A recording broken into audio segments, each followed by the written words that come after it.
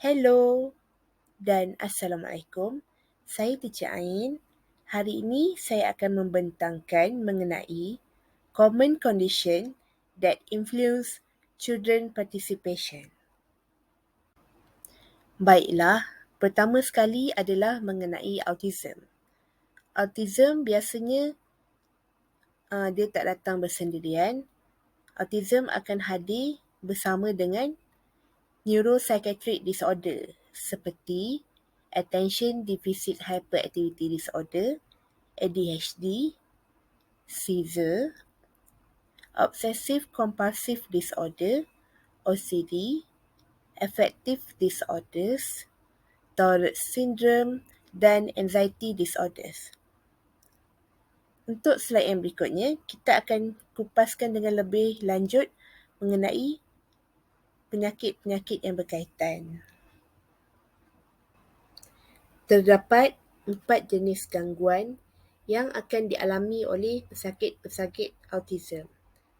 Di antaranya adalah gangguan dari segi interaksi sosial, gangguan komunikasi, gangguan sikap dan juga gangguan sensory and perceptual processing and associated impairment. Baiklah, mari kita membincangkan mengenai gangguan dari segi interaksi sosial dan juga gangguan komunikasi. Okey, yang pertama, gangguan interaksi sosial. Gangguan interaksi sosial mempengaruhi kebolehan anak tu untuk berkawan. Maksudnya anak tu nanti akan jadi susah untuk berkawan. Kenapa? Sebab anak-anak autism ni mereka mempunyai eye contact yang kurang. Mereka akan mempamerkan facial expression yang tidak sesuai. Contohnya macam kawan mereka tengah sedih, tiba-tiba mereka yang autism ni ketawa. Anak autism juga kurang social reciprocity, maksudnya kurang hubungan dua hala. Mereka suka bersendirian dan yang paling penting sekali, mereka tak suka physical contact. Okey, seterusnya gangguan komunikasi. Gangguan komunikasi dia ada daripada mild sampai severe. Okey, untuk permulaan, untuk mild, anak-anak autism ni masih lagi boleh berkomunikasi secara normal. Cumanya tone mereka dah hilang. Mereka akan tone mereka bercakap tu sekata je. Mereka suka ke, mereka marah ke, tone dia sama je, sekata je. Okey, di sepanjang continuum tu pula, anak-anak autism ni out of social context. Bila mereka berkomunikasi, mereka selalu membincangkan perkara yang di luar perbincangan. Oleh sebab tu, mereka mempunyai little or no communicative value. Apa yang mereka cakapkan tu tak ada value, tak ada nilai ataupun sikit sangat nilainya. Dan lagi satu, kanak-kanak autism ni mereka suka guna repetitive speech, iaitu speech yang berulang-ulang. Itu di sepanjang continuum tu lah. Dan di akhir severe end pula, bagi kanak-kanak autism yang mempunyai gangguan komunikasi yang teruk, mereka akan completely lack of speech. Mereka akan jadi mute, akan jadi tak ada suara. Okey? Okey, contoh gangguan komunikasi ni contohnya adalah syntax problem, atonal. Atonal ni lah dia monoton ataupun style cakap dia macam robot. Lepas tu pronouns reversal dan juga lack of emotion, kurang emosi.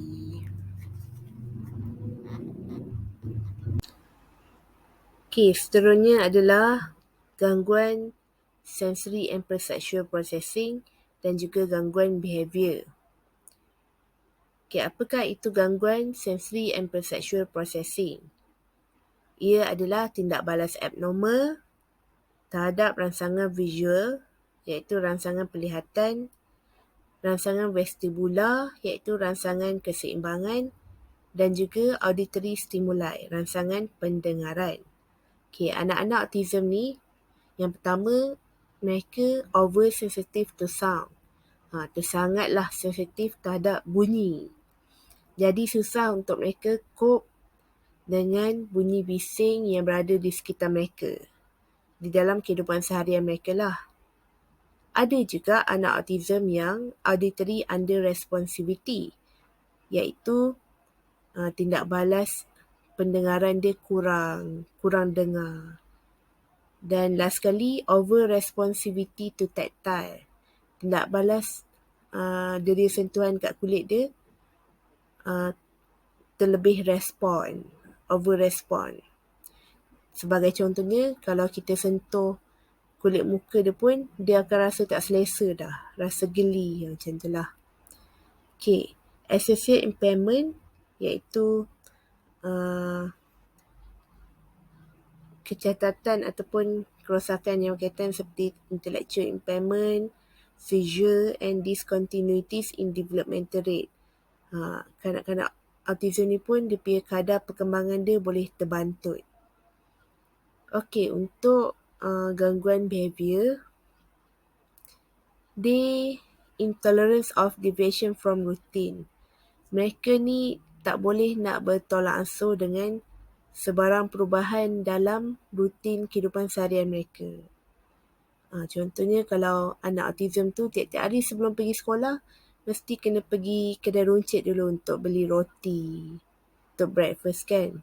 Sekali tu ada satu hari tu kita tak pergi beli. Jadi anak autism ni dia akan jadi mengamuk ataupun dia akan jadi moody sepanjang hari tu. Sebab mereka ni resistant to any type of change. Apa-apa je perubahan mereka tak boleh nak terima. Mereka juga stereotype. Mereka ada autistic perseveration. Anak autism ni juga lacking in pretend play. Mereka kurang dalam pretend play. Dan akhir sekali, mereka juga boleh develop attachment to unusual object. Contohnya, anak-anak perempuan, diorang suka main dengan doll kan. Diorang suka attach dengan doll, dengan anak patung. Sekali tu ada seorang anak autism ni, dia tak attach dengan doll, tapi dia attach dengan vacuum cleaner ke, dia attach dengan pengering rambut ke, contohnya. Ada juga gangguan behavior yang berkaitan dengan motor pattern. Contohnya, anak autism ni dia suka wiggle, suka goyang-goyangkan jari jemari dia.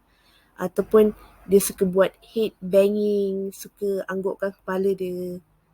Ataupun dia suka body rocking.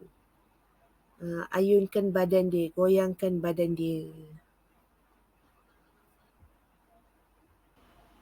Comprehensive intervention for autism, iaitu apa yang kita boleh bantu untuk anak-anak autism ni, apa rawatan yang kita boleh berikan. Yang pertama adalah parental counselling. Kita boleh berikan counselling kepada ibu bapa, kepada parent, supaya ibu bapa ni boleh faham tentang anak dia, apa yang anak-anak dia alami. Yang kedua, behavioural treatment.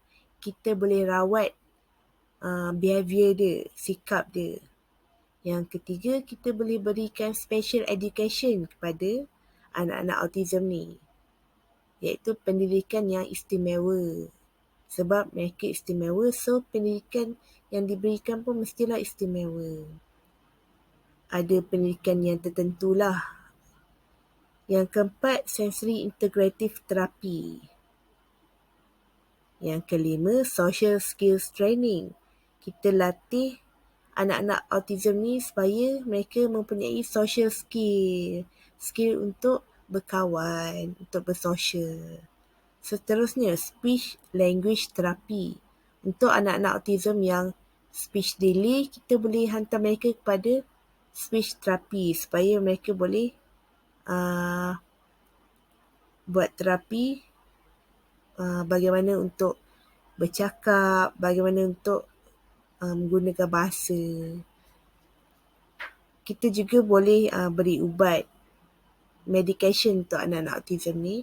Dan last sekali adalah family support, sokongan keluarga. Sokongan keluarga ni adalah amat penting untuk pesakit autism, untuk anak-anak autism, supaya mereka lebih bersemangat untuk teruskan hidup.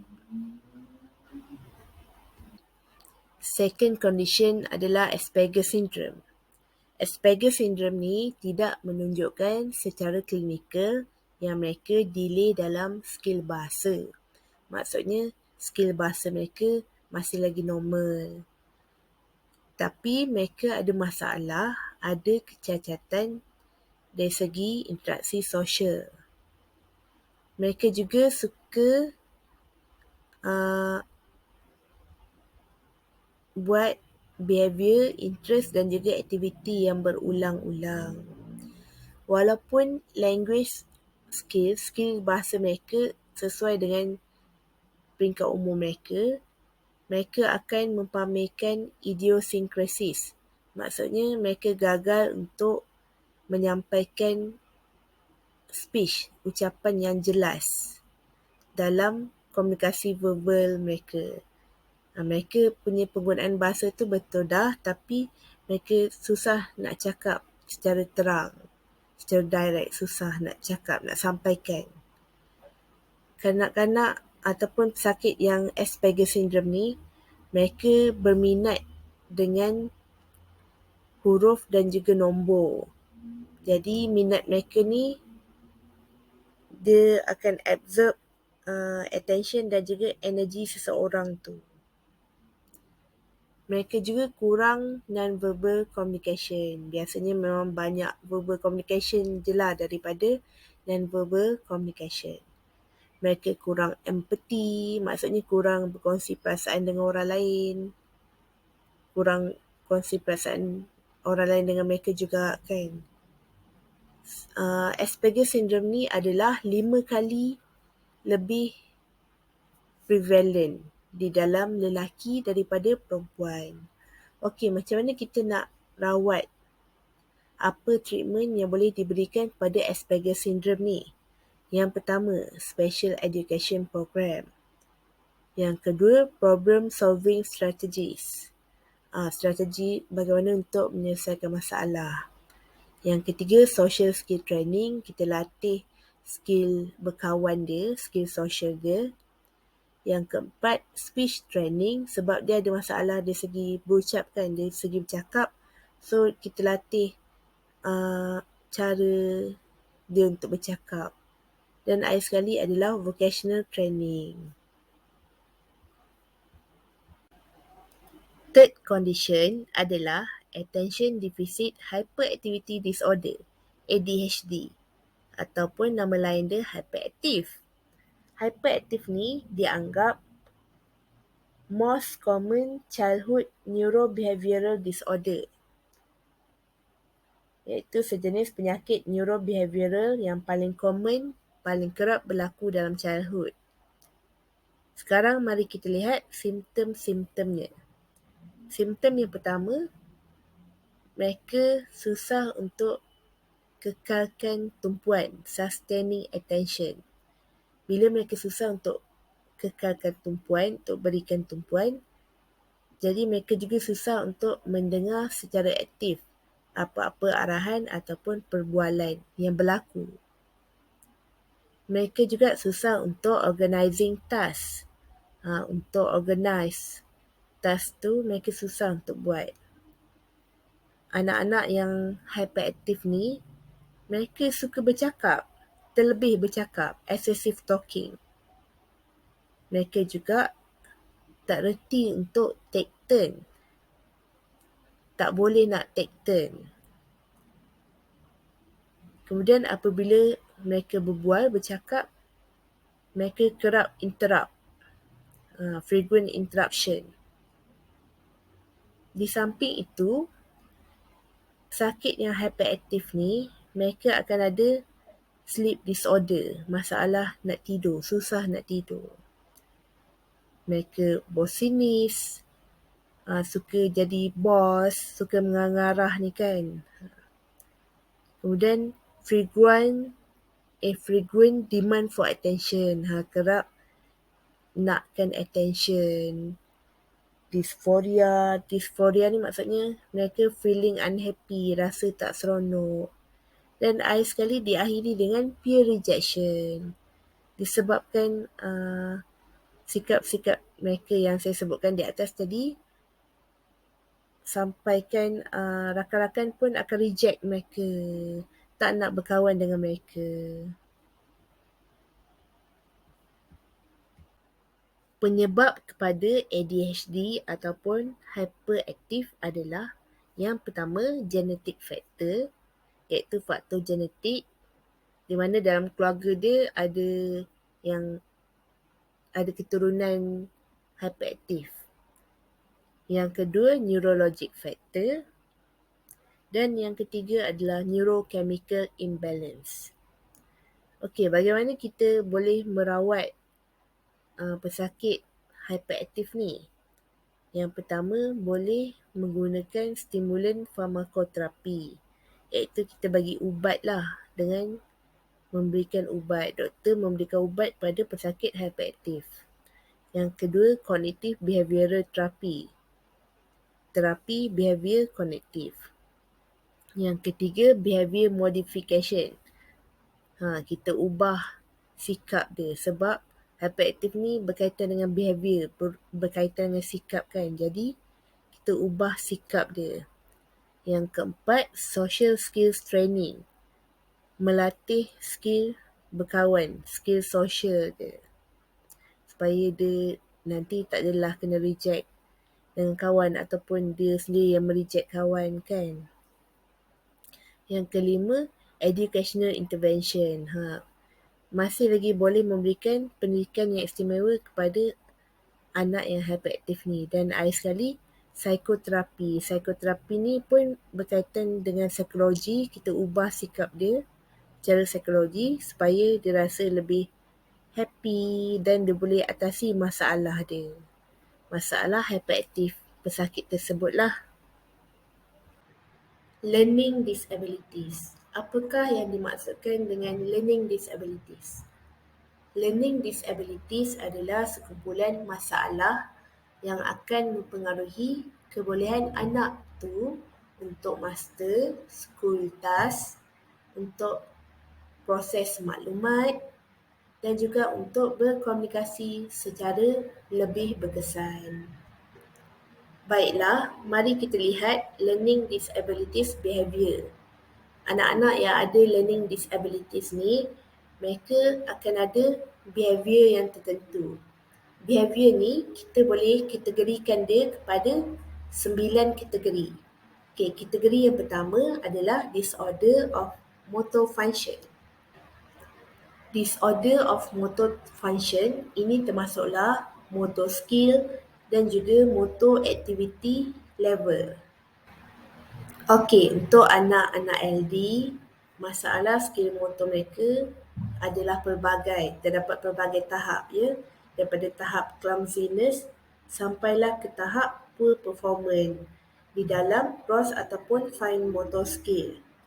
Mereka juga boleh jadi seseorang yang sentiasa suka bergerak, iaitu hyperaktif, ataupun menjadi seseorang yang sangatlah perlahan bergerak, iaitu hypoaktif. Kategori yang kedua adalah educational disorder. Educational disorder ni boleh berlaku di dalam mana-mana saja subjek akademik. Jadi, skill pembelajaran yang kerap delay ataupun limited dalam educational disorder ni, sebagai contohnya adalah salin perkataan daripada blackboard, organize time and material, memahami direction secara bertulis ataupun secara oral, menggunting, mewarna dan juga melukis. Baiklah, kategori yang ketiga adalah disorders of attention. Ini bermaksud mereka ada masalah di dalam attention. Sama ada short attention ataupun restless. Mereka tak reti duduk diam lah. Sentiasa nak bergerak, sentiasa nak berjalan. Kategori yang keempat adalah disorder of thinking and memory. Disorder of thinking and memory ni adalah kesukaran untuk berfikir dan juga untuk mengingat sesuatu. Sama ada mengingat dalam satu tempoh masa yang pendek, short term, ataupun mengingat dalam satu tempoh masa yang panjang, iaitu long term. Kategori seterusnya adalah speech and communication problem. Di dalam speech and communication problem, anak ni dia mempunyai kesukaran untuk tukar topik perbualan. Kalau dia dah berborak pasal satu topik tu, dia susah untuk tukar kepada topik yang lain. Mereka juga susah untuk mengatur perkataan, ayat dan juga bunyi, tone suara tu. Mereka ada masalah dari segi itulah, dari segi nak atur perkataan, atur ayat dan juga atur tone suara tu. Kategori yang keenam adalah auditory difficulties. Ia adalah berkaitan dengan auditory perceptual, iaitu kebolehan otak untuk menterjemah bunyi yang budak tu dengar, dan juga auditory memory problem, iaitu masalah berkaitan dengan mengingat apa yang dia dengar. Okey, dalam auditory difficulties ni, pertama, pesakit tu dia akan ada masalah tak boleh nak terjemah apa yang dia dengar. Yang kedua, tak boleh nak mengingat apa yang dia dengar. Yang penting, auditory difficulties ni bukanlah berkaitan dengan masalah pendengaran. Maksudnya budak tu dia boleh dengar, cumanya dia tak boleh nak proses apa yang dia dengar dan juga dia tak boleh nak ingat apa yang dia dengar. Tapi dia boleh dengar. Sebagai contohnya, anak yang ada dalam kategori auditory difficulties ni, mereka tak boleh nak ingat secara oral. Kalau kita bagi oral direction kan, mereka tak boleh nak ingat apa yang kita cakap secara oral tu lah, mereka tak boleh nak ingat. Untuk maklumat tuan-tuan dan perempuan, auditory perception ni boleh berlaku apabila terdapat allergies ataupun jangkitan pada telinga. Sekarang mari kita lihat kategori yang ketujuh. Kategori yang ketujuh adalah sensory integrative and perceptual disorder. Ia adalah berkaitan dengan masalah deria dan juga masalah kognitif. Masalah deria macam deria dia tak dapat nak rasa apa rangsangan yang dia beri. Dan yang kedua, masalah kognitif di mana otak pesakit tu tak boleh nak terjemah ataupun proses tentang rangsangan yang diterima. Kategori yang ke-8 adalah psychosocial problem. Ia juga boleh digelar sebagai temper tantrum ataupun antisocial behaviour. Jadi, anak yang ada psychosocial problem ni, mereka biasanya akan delay dalam skill untuk bersosial. Kecekapan untuk bersosial tu mereka akan delay. Kiranya macam mereka akan delay dalam cara nak berkawan lah. Sebab mereka tantrum kan, senang marah. Jadi, anak yang temper tantrum ni, biasanya dia akan lebih sensitif lah. Sebab tu dia jadi senang marah, sebab dia lebih sensitif kan. Kemudian bila tak ada orang nak berkawan dengan dia, dia kurang skill untuk bersosial tu, dia akan jadi poor self-esteem. Okey, behaviour yang last kali untuk pesakit LD ni, pesakit learning disabilities ni adalah specific reading disability. Mereka akan ada masalah untuk membaca. Intervention by occupational therapy for learning disabilities. Okey, apa yang occupational therapy boleh berikan, boleh rawat terhadap anak yang mempunyai masalah learning disabilities ni. Setiap rawatan yang occupational therapy berikan adalah bergantung pada peringkat umur anak tu. Okey, peringkat umur yang pertama adalah young children, daripada umur lahir sampai umur 6 tahun. Okey, apa yang kami boleh berikan? Kami akan beri sensory integration, iaitu akan rangsang deria dia. Kami akan ajak anak ni bermain. Kami akan ajar basic socialization, iaitu cara yang nak berkawan secara basic je lah, macam mana nak berkawan. Self-help skills, sebagai contohnya skill untuk pakai baju, macam mana nak pakai baju, skill untuk makan gunakan sudu garfu, skill untuk menulis, yang mana skill-skill kehidupan ni sama ada kat sekolah ataupun dekat rumah, kadang-kadang parent dia terlepas pandang, dia tak cukup masa untuk ajar anak yang istimewa ni lah, anak yang ada masalah LD ni, masalah learning disabilities ni. Okey, kita juga boleh bagi parent education, bagi ilmu kepada parent tentang bagaimana nak conduct anak yang ada learning disabilities ni bagi umur 6 tahun ke bawah ni lah. Okey, untuk peringkat sekolah, iaitu peringkat yang dah masuk sekolah ni kan, untuk anak yang dah masuk sekolah daripada umur 7 hingga 17 tahun, kami sebagai occupational therapy masih lagi akan memberikan sensory integration, iaitu rangsang deria dia. Kita juga boleh memberikan additional program tambahan lah untuk promote social play, macam mana dia nak bermain dengan kawan-kawan dia kan. Lepas tu perceptual motor integration, dan juga kita akan berikan writing skill, ajar dia macam mana nak menulis. Last sekali adalah bagi peringkat umur early adolescent, iaitu umur 18 dan ke atas. Kami akan mengajar mereka independent living skill, skill kehidupan supaya mereka boleh independent, boleh berdikari. Kami juga akan mengajar mereka social skills, skill macam mana untuk berkawan, untuk bersosial.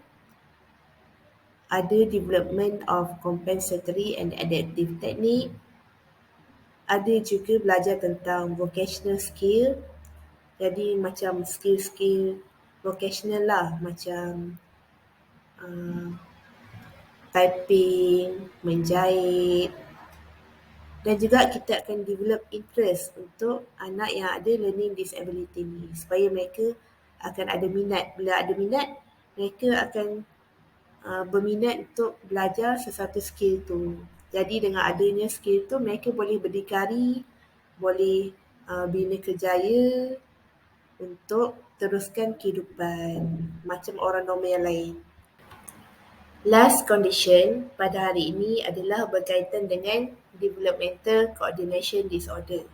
Baiklah, mari kita lihat simptom-simptomnya. Yang pertama, anak tu gagal untuk mencapai normal developmental milestone. Dia gagal untuk mencapai perkembangan milestone yang normal. Contohnya, walking, berjalan. Sepatutnya baby yang berumur 9 hingga 15 bulan, seawal umur 9 bulan lah, baby tu dah mula berjalan. Yang kedua, beginning to dress him or herself. Seawal umur 6 tahun, sepatutnya anak tu dah boleh pakai baju sendiri. Jadi mereka mula pakai baju sendiri daripada umur 6 hingga 8 tahun. Dah mula belajar untuk pakai baju sendiri. Okey, simptom yang kedua adalah difficulty performing tasks that involve fine and gross motor skill. Kesukaran untuk perform task yang melibatkan skill motor kasar dan juga skill motor halus. Contohnya, forming letters when they write, nak menulis huruf tu, drawing or catching balls, and buttoning button.